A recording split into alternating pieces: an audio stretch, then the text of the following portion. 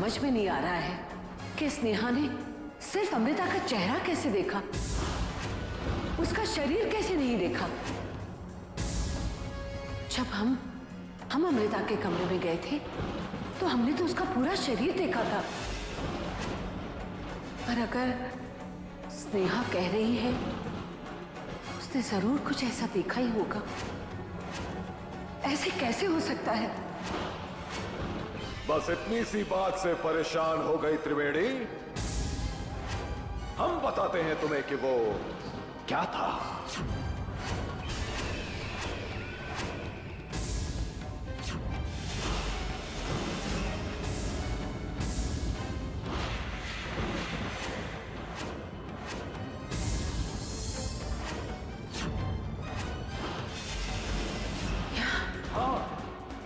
ये भी एक तरह की शक्ति है। घर में जो अमृता की छाया है वो शक्तिहीन है, दुर्बल है। उस छाया को अग्नि और जल से खतरा है। अंधकार में वो छाया अदृश्य हो जाती है। अग्नि और जल ऐसी दो वस्तुएं हैं जिनसे उस छाया को नष्ट किया जा सकता है। फिर अमृता सदा सदा के लिए अपनी छाया खो देगी। लेकिन याद रहे, वो छाया पूरी तरह जल और अग्नि में होनी चाहिए। उसके बाद अमृता एक समय में दो जगह नहीं रह पाएगी, कभी नहीं रह पाएगी। जय महाकाल।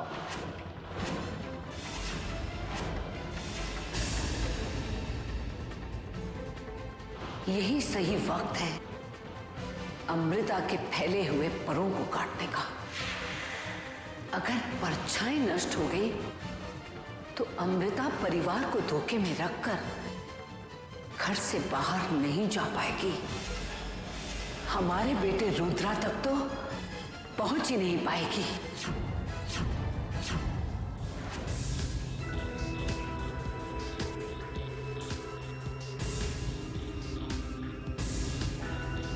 कैसे पता लगाए कि रुद्रा काकासा की आत्मा का हिस्सा कहाँ है?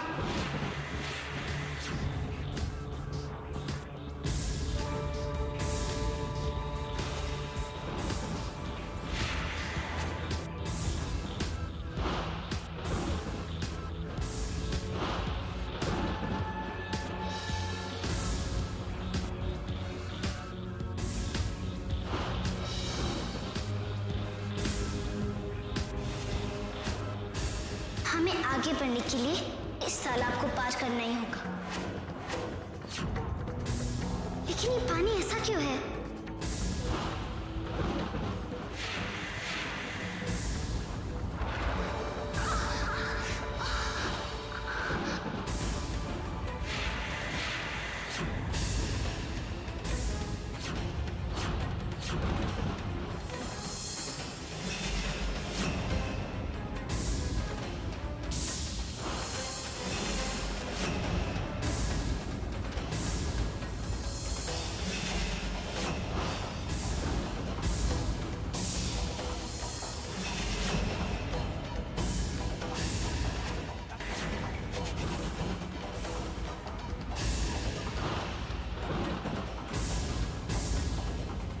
क्या कर रही हो?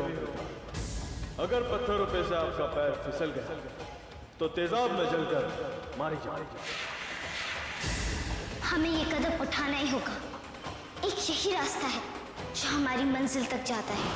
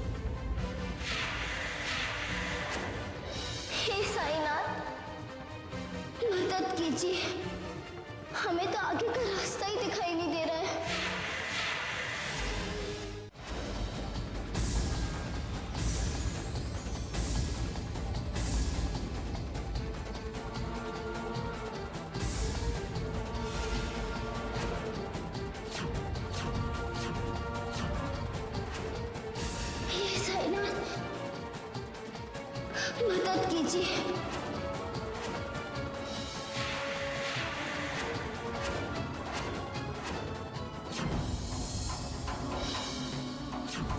रोशनी?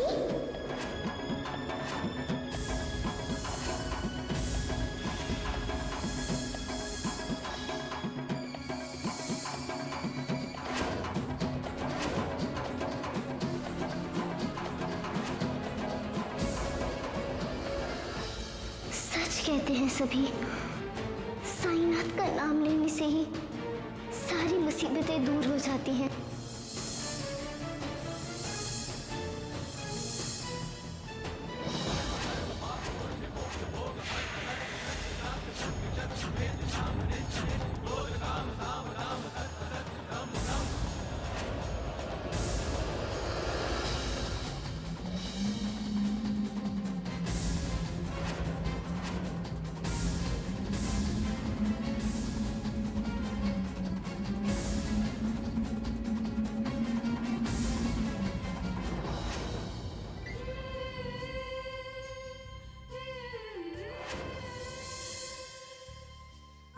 शुक्र है दरवाजा खुला है, हमें अपनों का और खून नहीं बहाना पड़ेगा।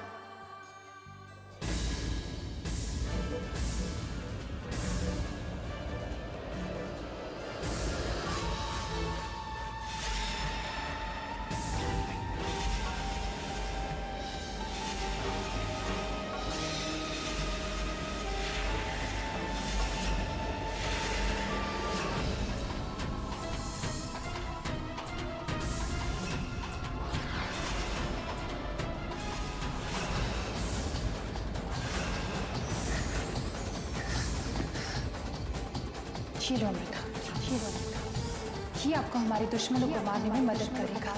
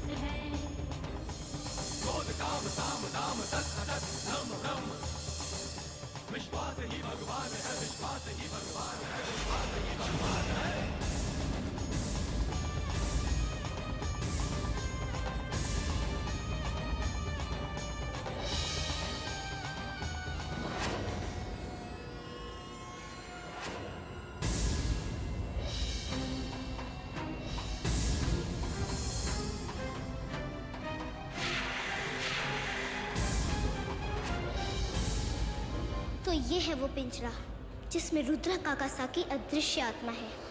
हमें इसे लेकर जल्द से जल्द घर पहुंचना होगा ताकि हमारी प्रतिछाया वहां किसी मुसीबत में ना पड़े।